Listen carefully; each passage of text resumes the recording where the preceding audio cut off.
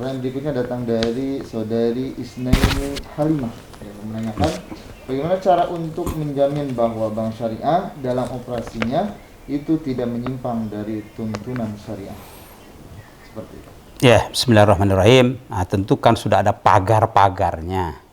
Jangan ya nerobos pagar. Pagar itu tadi sudah disebutkan pertama undang-undang. Ya kan. Undang-undang terpenting itu kalau sudah satu kali memasang label syariah IB ya. Itu harus IB, Islamic Banking. Tidak boleh dicabut. Nah, itu larangan undang-undang. Jadi sekalinya sudah syahadat, ya nggak boleh lagi ya murtad ya kan, itu memang logis syar'inya begitu. Jadi sudah mensosialisasikan dirinya sebagai lembaga keuangan syariah, ya udah itu seterusnya.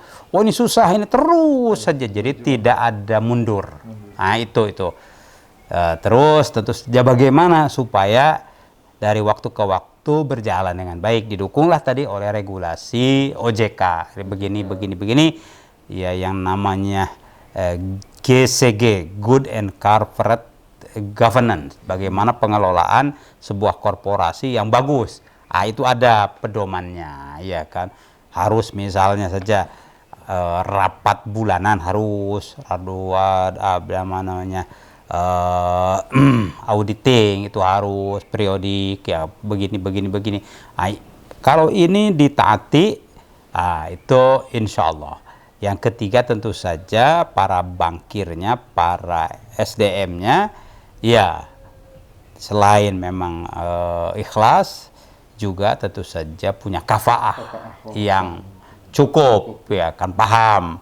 Kalau ya merealisasikan misalnya ijarah muntahiyah bitamlik bagaimana, gini. Gitu. Jadi harus sudah molotok di kepala itu. Begini, kalau pengalihan dari murabahah ke mudharabah bagaimana, begitu kan.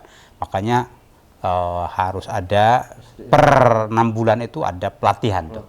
Yang saya lihat di perbankan syariah, di Bank DKI Syariah, Bank BJB Syariah, Banten, Jawa Barat Syariah, itu juga diadakan. Begitu supaya tentu saja ada hal baru, ya itu bisa dijawab. Bahkan DSN itu membuat program tetap annual meeting, pertemuan tahunan untuk Dewan Pengawas Syariah. Sosialisasi hal-hal yang baru, regulasi baru, fatwa baru harus dipahami oleh pengawas di lapangan. Itu tiap tahun diadakan tuh annual meeting, begitu namanya itu kan. Jadi insya Allah dengan doa masyarakat, dan masyarakat juga tentu saja kegiatan ini bagus ya, bagian daripada sosialisasi ya. Jangan sampai sarua wae cenah perbankan syariah dengan perbankan yang lain. Itu tidak mungkin ya, karena Al-Qur'an sudah mengatakan wa halallahu al-bai'a wa harrama riba. Itu jelas di surat Al-Baqarah 285 ya. Allah telah menghalalkan jual beli dan mengharamkan riba. Bank konvensional itu based on interest ya, riba ya kan. Sedangkan bank syariah itu based on trading, jual beli. Begitu. Detailnya bagaimana bedanya jual beli dengan riba. Nah, itu tentu saja tadi dalam regulasi, dalam fatwa-fatwa begitu. Baik, terima kasih atas penjelasannya. Yang berikutnya dari saudari Farah Diba. Bagaimana Islam memandang tentang bunga bank? Apakah boleh non-muslim menjadi nasabah bank syariah? Seperti itu. Bismillahirrahmanirrahim. Alhamdulillah. Orang non-muslim itu jadi ngerti dulu, bukan melangkah dulu. Iya kan? Ngerti dan dia tertarik, ya tentu saja boleh. Pertimbangannya profit motif, itu namanya bisnis, ya harus profit motif. Ya bahasa Sundanya itu kaharti, ya kahartos, jalan kan begitu. Tentu di masyarakat yang basis nasabah potensialnya banyak yang non-muslim, itu banyak mereka itu. Di Bank DKI Syariah saya lihat juga ada beberapa nasabah non-muslim. Begitu, itu kasus ya kan. tentu misalnya di tempat yang lain, di Malaysia lebih banyak lagi karena proporsi populasinya kan 50-50 di Malaysia, ya kan, non muslim dengan muslim, jadi banyak gitu kan. Bahkan di London itu ya direktur perbankan syariah itu non muslim, ya kan. Ketika ditanya oleh wartawan, kenapa Anda, kan, ya saya tertarik dengan sistemnya, bukan dengan huruf Arabnya, kan begitu. Itu sistemnya oke gitu, ini sangat profesional, ya kan, bahkan mengandalkan karakter. Nah, di situ karakter ini yang kurang ya, dapat tempat dalam bisnis sekuler lah, begitulah.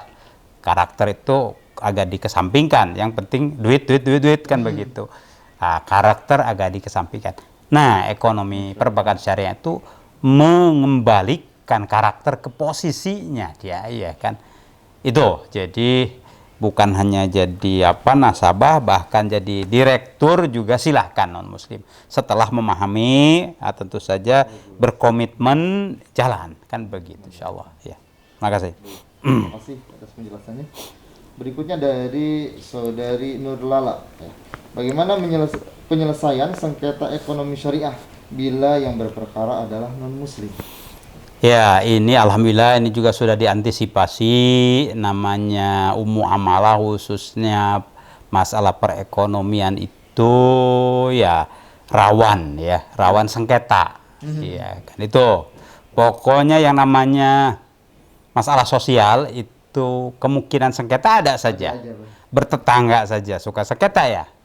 Rumah tangga juga ada sengketa ya, apalagi terkait dengan uang. Itu jadi. Itu sudah diantisipasi di dalam undang-undang, lalu tentu saja regulasi OJK ya, dan fatwa DSN MUI. Kalau ya dalam satu hal ini ada ketidakpuasan begitu nasabah itu, maka dia bisa mengajukan ya ketidakpuasannya itu ke tentu saja bankir yang langsung menangi. Kalau tidak puas ya dimusyawarahkan. Begitu. Jadi jalan musyawarah, tidak mutungan. Gimana ya solusinya? Ada musyawarah. Misalnya soal persentase pembagian keuntungan, asalnya ditetapkan 50-50, lalu ya nasabahnya merasa ini situasi perekonomian bagus gitu kan. Dia pikir ya mestinya lebih 60-40 begitu kan, sesuai kajiannya. Boleh itu diajukan, jadi ada perubahan nisbah begitu ya kan. Bahkan kalau merasa dirugikan juga boleh mengajukan komplain ya. Toh di situ ada dewan pengawas syariahnya ya kan. Kalaupun nggak puas juga, ada lembaga yang namanya arbitrase syariah nasional. Nah, di bawah MUI, Dewan Syariah Nasional menyediakan itu arbitrase syariah nasional. Nah, itu insya Allah kalau niatannya bagus untuk mencari solusi, selesai lah di arbitrase nasional, tidak perlu dibawa ke pengadilan. Kalaupun itu kan ya tapi pengadilannya pengadilan agama, jadi begitu menurut undang-undang, bukan pengadilan negeri. Karena tentu yang mengadili, hakim yang mengadili harus ngerti ya kan, ya, yang dianggap ya sudah mendapatkan sosialisasi atau backgroundnya juga SAG atau MAG ya kan, lebih cocok dibandingkan dengan SH atau yang lain kan, kurang. Tidak dinafikan juga mereka juga bisa, tapi teorinya kan ya, para hakim agama lebih ya lebih nyambung lah begitu. Jadi sampai pengandaian seperti itu sudah dibuat, dan ya kalaupun tidak puas bagaimana, ya sudahlah di akhirat saja nanti. Iya kan, sebab ini kan dunia akhirat ya kan, insyaallah ya. Baik, terima kasih atas penjelasannya. Berikutnya dari Nur Muhammad. Dalam ilmu ekonomi Islam, hal yang paling utama yang harus kita pahami adalah prinsip dari ekonomi Islam itu sendiri. Pertanyaan, apa saja prinsip ekonomi Islam itu sendiri dan bagaimana cara kita agar bisa menerapkan prinsip tersebut dalam ruang lingkup perekonomian pada saat ini dan seterusnya. Ya, tadi ayat Al-Baqarah 275 itu kan basis ya dari ekonomi Islam dan basis ekonomi konvensional. Tuh riba wal bai' ya kan. Riba itu tidak halal, al bai' itu halal. Apa perbedaan secara karakteristik antara al bai' ujungnya jadi halal karena menghasilkan ribhun, profit, ya kan? Profit itu adalah tentu hasil keringat, ya. Modal dikelola tentu saja modal berisiko karena kepandaian si pengelola ini dalam menghindarkan risiko lalu memilih portofolio ya untuk investasi secara tepat lalu menjaga tentu saja dari risiko-risiko, maka ya dia sukses walaupun situasi lagi sulit, tapi dia membukukan keuntungan itu ribhun. Jadi ibaratnya hasil ya keringat yang halus, pikiran keringat yang ya kasar juga ya, karena kan melibatkan para pegawai ya kan. Nah, jadi menjadi halal, persis seperti halalnya upah bagi seorang pekerja ya, karena dia sudah berkeringat. Begitu halalnya jasa konsultasi untuk seorang konsultan atau untuk seorang lawyer ya kan, ya nggak kerja fisik dia mah mikir gitu kan, komunikasi mikir, nah itu dia halal untuk mendapatkan imbalannya. Nah, itu sedangkan bunga itu kan iya orang nyimpan uang begitu di satu lembaga keuangan konvensional, ya sudah tanpa risiko apapun, sebulan itu ngitung bunganya berapa, nah kan begitu, bunganya berapa, begitu kan, namanya ongkang-ongkang. Nah, itu di situ jadi bikin males ya.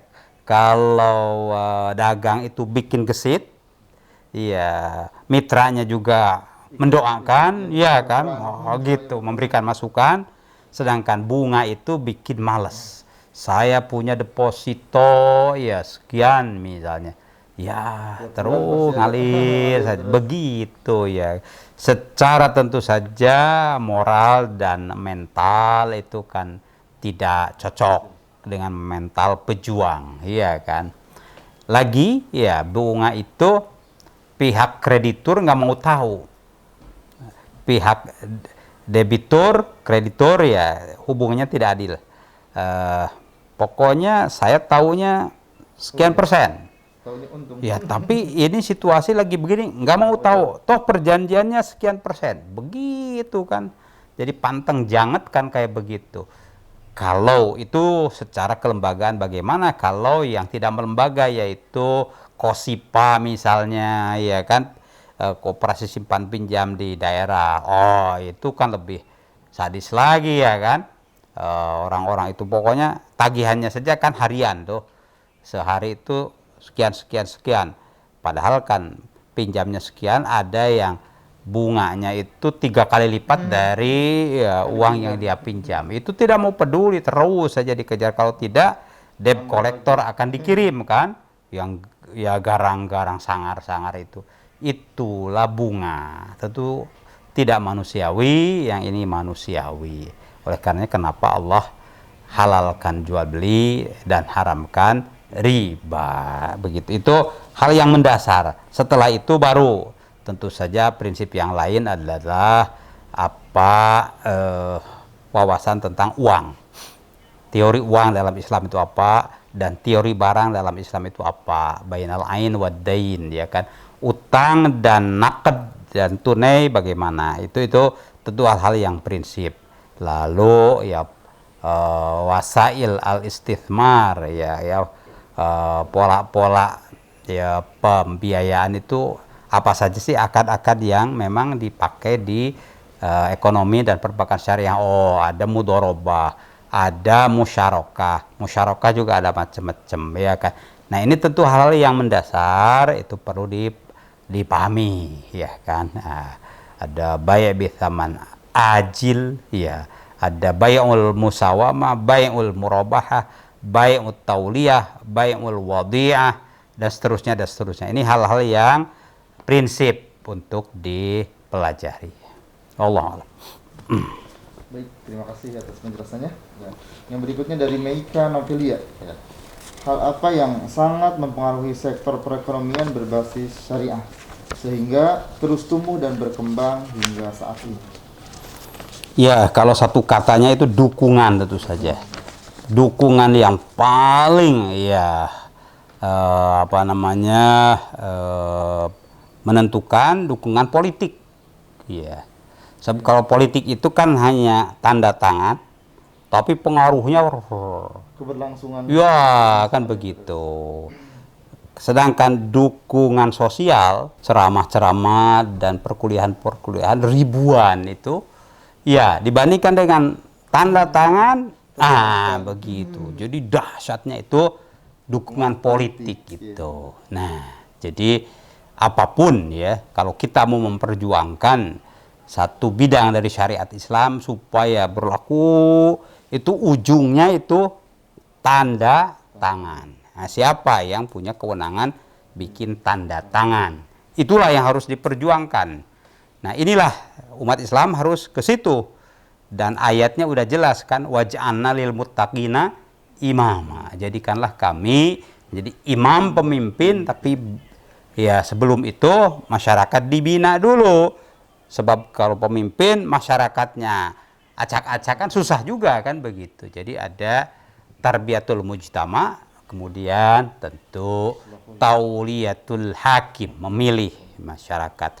Buktinya masyarakat itu kondusif kalau pilihannya orang soleh. Iya kan. Fastakhaffa qaumahu fa'ata'u.